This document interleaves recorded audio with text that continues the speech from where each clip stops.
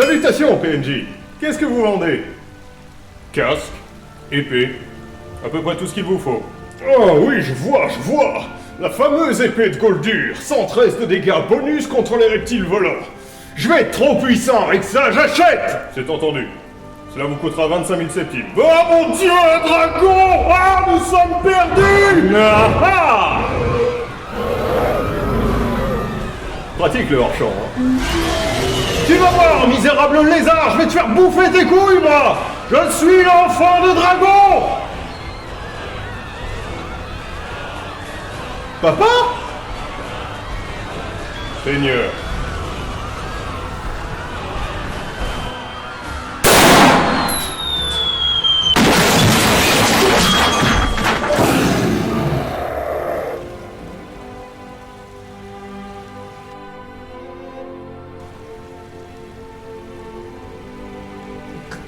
Combien pour le truc? Pas à vendre.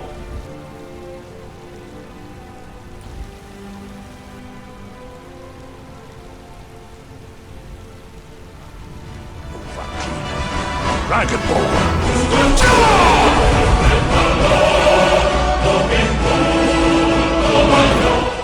Hello there. Oh merde. King!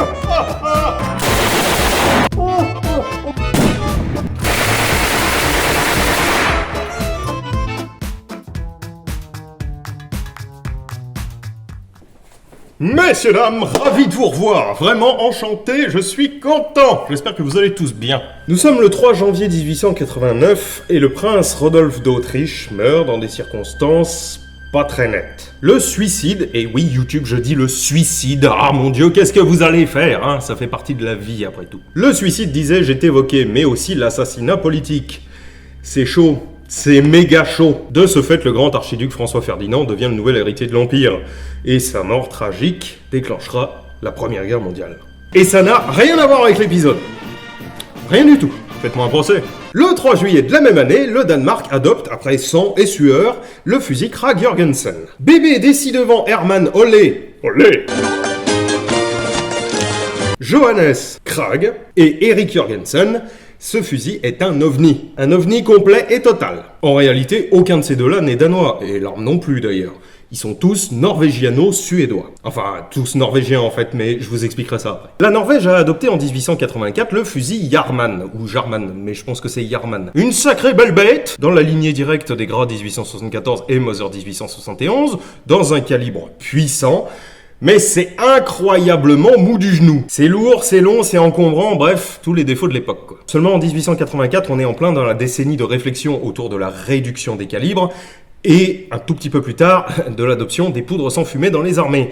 Et on sait d'office que ce Jarman ne sera qu'un pis-aller en attendant mieux. Monsieur Krag, donc, qui est un petit capitaine dans l'armée norvégienne, embarque le maître armurier Jorgensen dans l'aventure formidable de la conception d'un nouveau magasin qui soit moins long, moins encombrant et surtout moins dangereux que les magasins tubulaires en vogue à cette époque-là, depuis le Kropatschek. Alors quand je dis petit capitaine, je mets un très léger détail. Petit capitaine est aussi lourd directeur de l'arsenal d'État de Kongsberg. Un détail. Ils prennent donc ce qu'ils ont sous la main, c'est-à-dire le Jarman, et ils lui collent un magasin capsule, ou un magasin latéral, avec une espèce de grande portière qui s'ouvre vers le tireur. C'est un gros machin de 10 coups, c'est pas très pratique. Et vous savez pas quoi, coup de bol total, les Danois, eux aussi, sont à la recherche d'une nouvelle arme de petit calibre qui leur permettra de remplacer leur rolling block. Et comme la solidarité nordique, visiblement, c'est quelque chose, je vous rappelle juste comme ça que les mecs vont découper des ours à coups de hache, tous ensemble au coin du feu, et ben les Norvégiens leur envoient ce nouveau prototype de Krag et Jorgensen. Et ils attendent en retour des critiques. Ce sera déterminant pour le reste du développement. Les Danois testent le bidule, ils en sont relativement contents, mais ils expliquent quand même que c'est trop gros, trop lourd, trop gouvernemental, quoi. Un petit peu après, en 1891, naît la commission commune entre la Norvège et la Suède pour déterminer comment améliorer ce truc-là. Premier défi, trouver la munition. Ce sera forcément une 6.5, et spoiler, évidemment, ce sera la 6.5 par 55 suédoise, qui est également appelée la 6.5 par 55 norvégienne, puisque c'est la même. Truc rigolo d'ailleurs, il y a eu une petite prise de bec entre les deux pays qui a failli tourner au shitstorm diplomatique façon contemporaine. Tout ça parce qu'en fait, les Norvégiens fabriquaient des munitions avec des cotes un tout petit peu plus larges que les Suédois. Ce qui fait que ces munitions norvégiennes un petit peu plus larges rentraient avec difficulté dans les armes suédoises, ce qui a fait penser à l'opinion publique suédoise que la Norvège essayait de leur mettre à l'envers. Vous savez, c'est le coup classique de l'armée qui utilise des munitions un tout petit peu plus larges, histoire de pouvoir utiliser celles d'en face, mais pas le contraire. Seulement comme ils étaient censés être copains et avoir une mune commune, donc une commune du coup, le public suédois était persuadé que les Norvégiens préparaient la guerre et donc préparaient la possibilité de pouvoir capturer et utiliser des munitions suédoises alors qu'eux le pourraient pas. Toutes les sources officielles de l'époque disent que c'est du pur bullshit, effectivement, oui, il y a un petit peu de mal. Enfin, c'est pas pour ça qu'on peut pas les chambrer. Mais il se trouve que quelques théories du complot ont quand même un peu fleuri sur ce terreau-là. Décidément, rien ne change. Bien, maintenant ils ont le calibre. Mais l'arme, elle est toujours trop grosse, trop lourde. Krag et Jorgensen décident donc d'alléger tout ça. Ils renoncent à la culasse à 3 tenons qu'ils avaient prévu pour n'en faire finalement plus qu'un, et surtout, ils limitent le magasin à 5 coups et plus 10. Et d'un coup, il devient nettement plus compact. Ainsi naît en 1894 le Krag Jorgensen modèle 1894, surprise, qui sera dérivé en plusieurs autres, dont le modèle 1912.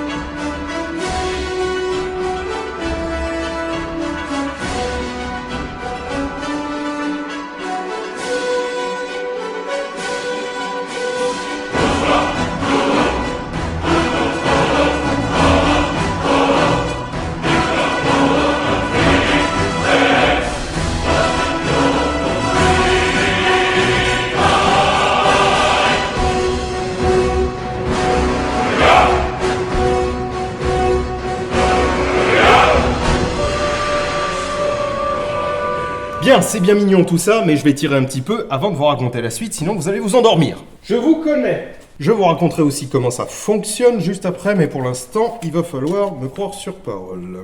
Ou plutôt, regarder sur constatation. Alors, donc, j'ouvre le magasin. Je jarcle mes mules directos dedans. Hop. C'est bien, c'est pratique, il n'y a pas à se faire chier. On ouvre et on referme. Let's go. Comment ça tire ce truc? J'ai mal au dos. J'espère que ça ne me posera pas problème. La dernière fois, j'ai été obligé d'arrêter un tournage en plein milieu.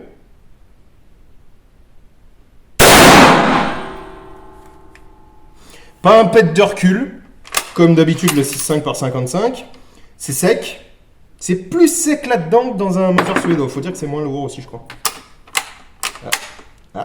Arzo, une petite munition qui coince un peu. Pourquoi tu coinces? Pourquoi tu fais ça, mon petit pote? C'était mon petit pote. Putain. Voilà.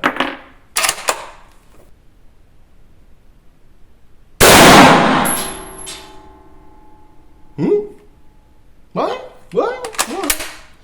C'est agréable.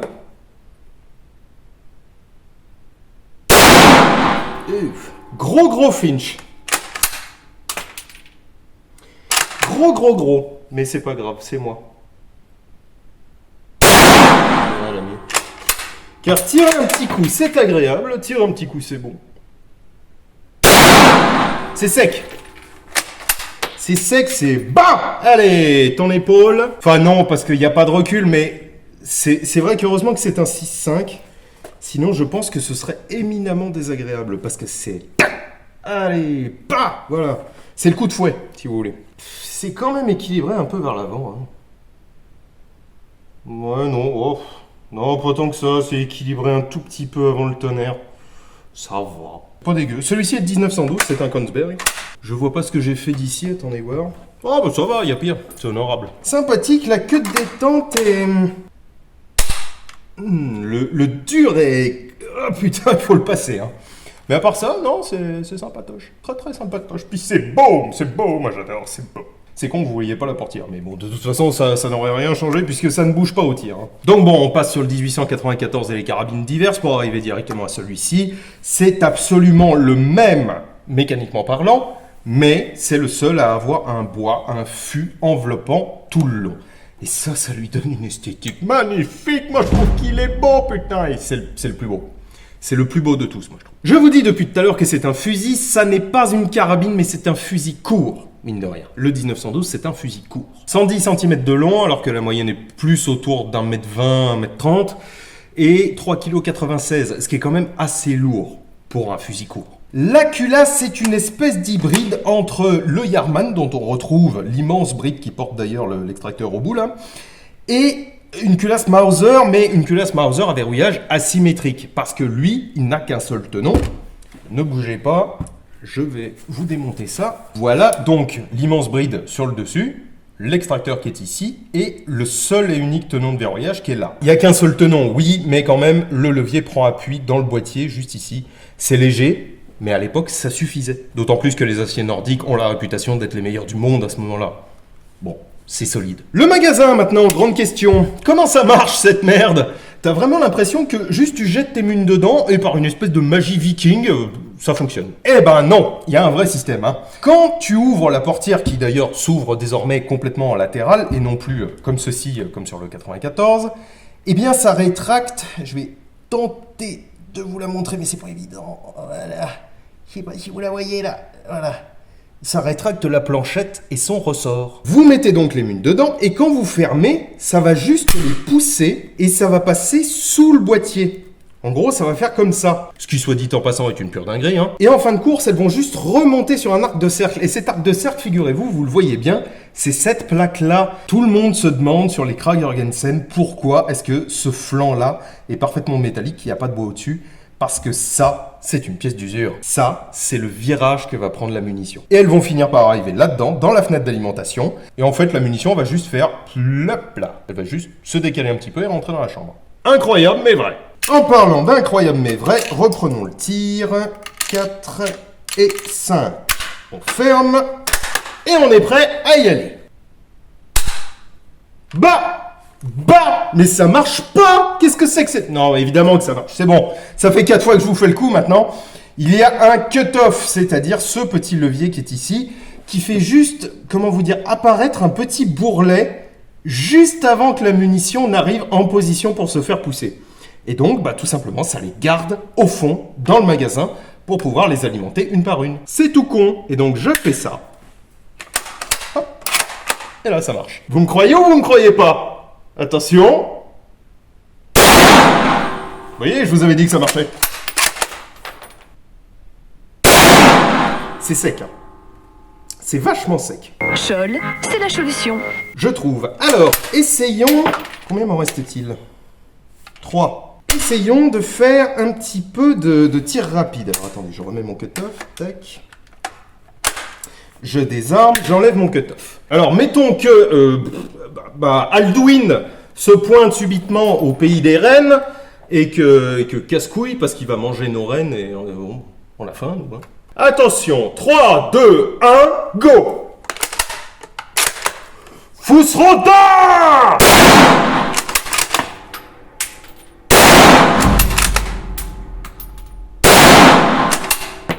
Ça, c'est du putain de Fousroda, ça marche nettement mieux. Le cri de la violence. Dans ta gueule! J'ai trop joué à Skyrim, je vous jure. Alors, figurez-vous que ce crack va essaimer dans le pays de la liberté des vaches poilues, les États-Unis. C'est un concours de 1892 qui cherche le successeur du Trapdoor qui va l'élire aux grandes dames des locaux, bien entendu, qui sont extrêmement jaloux. Il y en aura même plusieurs qui feront un procès à l'État. De 1894 jusqu'à son remplacement par le 1903, ce sera l'arme principale de l'US Army. Mais attention, en 30-40 Krag. Une bizarrerie bizarre. Ça, c'est du 6,5 par 55. Ça, c'est du 30-40 Krag. C'est une espèce de 30-30 surdimensionné, si vous voulez. Et c'est d'ailleurs pas très répandu, je comprends pas pourquoi j'ai encore des boîtes en stock, moi. Ce sera aussi l'avant-dernière fois qu'ils choisiront un truc qui vient pas de chez eux. La suivante étant l'US 17, puisque ça vient de Grande-Bretagne. Et oui, je sais, il y a le MCX aussi, mais enfin, il n'a pas encore remplacé officiellement. En 1940, la Norvège est occupée par le Troisième Reich et les Allemands vont commander 13 500 Krag Jorgensen pour armer leurs forces secondaires. Il y aura même des essais en 8,57 qui, malheureusement, n'aboutiront pas. Mais ça prouve quand même qu'il y avait une volonté côté allemand de mettre le Krag Jorgensen à l'honneur dans des proportions un tout petit peu plus importantes que juste 13 500. Ah, ça aurait été vraiment fantastique. La Wehrmacht avec une arme du 19e. Oh wait. Heureusement pour les alliés et malheureusement pour les collectionneurs, une extrême mauvaise volonté des Norvégiens a limité la production à environ 3000. C'est dommage parce que du coup c'est devenu rarissime. Après-guerre, les Norvégiens ont tenté de moderniser leur Krag-Jørgensen et donc de le fabriquer dans un calibre un tout petit peu plus à la mode. Le 762 par 51, 308, et le 30-06. Eh ouais, pour ceux qui connaissent un petit peu, les Krag-Jørgensen en 30-06 ne sont pas américains, ils sont norvégiens. Il y en a eu très peu de faits parce qu'en fait c'était beaucoup plus cher de transformer un Krag-Jørgensen en 30-06 que de créer un tout nouveau système dans un calibre moderne. J'en ai eu un en main, et quand je raconte ça aux connaisseurs, personne ne veut me croire. Le Krag-Jørgensen en 30-06, ça tient plus du mythe que d'autres choses. Il y a eu presque une trentaine de variantes de Krag, dont le rarissime 1923 de précision, mais autant dire que je peux pas toutes vous les faire. En revanche, il y a surtout eu des prototypes complètement niqués du cerveau. En dehors du proto de Tob Jensen, par exemple, qui avait un chargeur de pistolet mitrailleur sur le dessus, ou le Snab qui avait tenté l'alimentation par bande, il y a surtout eu le Sungard. Alors, le Sungard, c'est une version semi-automatique qui n'est pas forcément très impressionnante ni très intéressante. Je vous en parle surtout parce que je ne sais pas si c'est le même Sungard que le pistolet Sungard. Ce serait incroyable vu l'escroc que c'était ce mec-là. Je vous mets la vidéo de Yann là quelque part. Allez voir ça, je vous jure, c'est délirant. J'ai pas les mots, c'est Mesmer mais dans l'armement. Bref, en gros, c'est une arme excellente, d'une fluidité incomparable, d'une qualité de fabrication génialissime. Elle est juste compliquée, quoi. Juste pour finir, le seul accessoire que je lui connaisse, c'est la baïonnette. La baïonnette est à peu près aussi bizarre que l'arme. Elle a une esthétique un tout petit peu germanique, mais même pas tant, quoi. C'est un truc... tout bizarroïde, et il y a une baguette que j'ai pas. Malheureusement, sur cet exemplaire-là, je l'ai pas. Autre truc un peu bizarroïde d'ailleurs, le bracelet qui est ici est ouvert naturellement sur le dessus, et pas sur le dessous comme tous les autres. C'est un peu bizarre, parce qu'en général, quand un débris tombe, il tombe depuis le haut vers le bas, et pas l'inverse. Donc je vois pas pourquoi est-ce qu'ils l'ont ouvert là. Laissons tomber. De toute façon, c'est bizarroïde, on est tous au courant. Les organes de visée sont très bien, et c'est une hausse quasi micrométrique parce qu'elle a des incrémentations de réglage qui sont vraiment...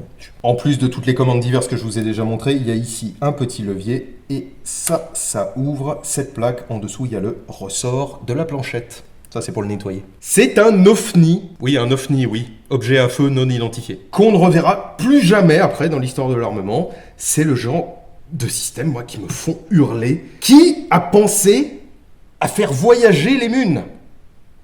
Genre pas en ligne droite, ou pas par gravité, juste les faire voyager, les faire rouler, tranquille. Fallait vraiment y penser.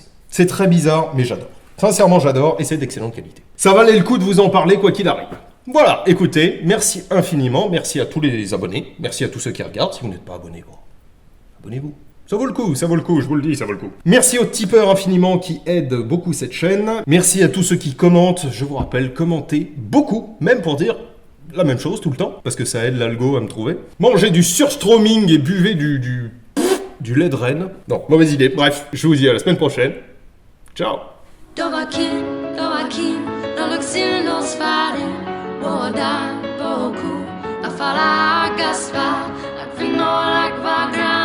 Sån sin drossa, då var kin, fahin, koga mudra.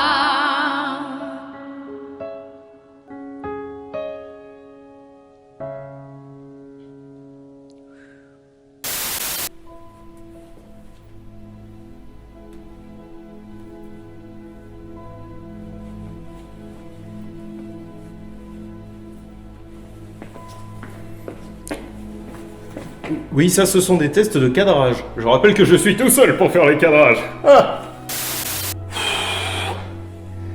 putain, tourner en fourrure en plein mois de juin. Quelle idée brillante!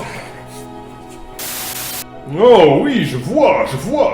La fameuse épée de Goldur, 113 de dommages. Oh, putain. Je vais être trop fort avec ça. J'achète. Ah, je me crois vraiment dans un épisode de Bob, c'est abominable. Alors, refaisons-la.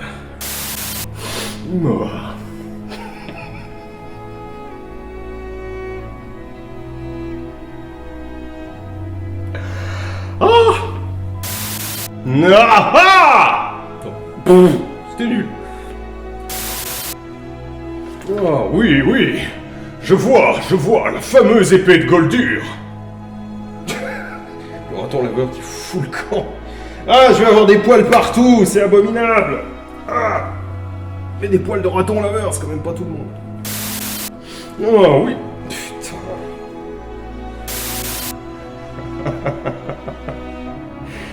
Je vais vous dire, ça fait des années que j'ai envie de faire un truc sur Skyrim.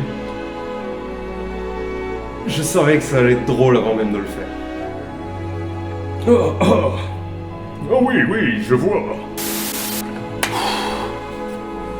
Ouh. Oh, j'espère que ça va être bon. Ah, j'espère que ça va être bon.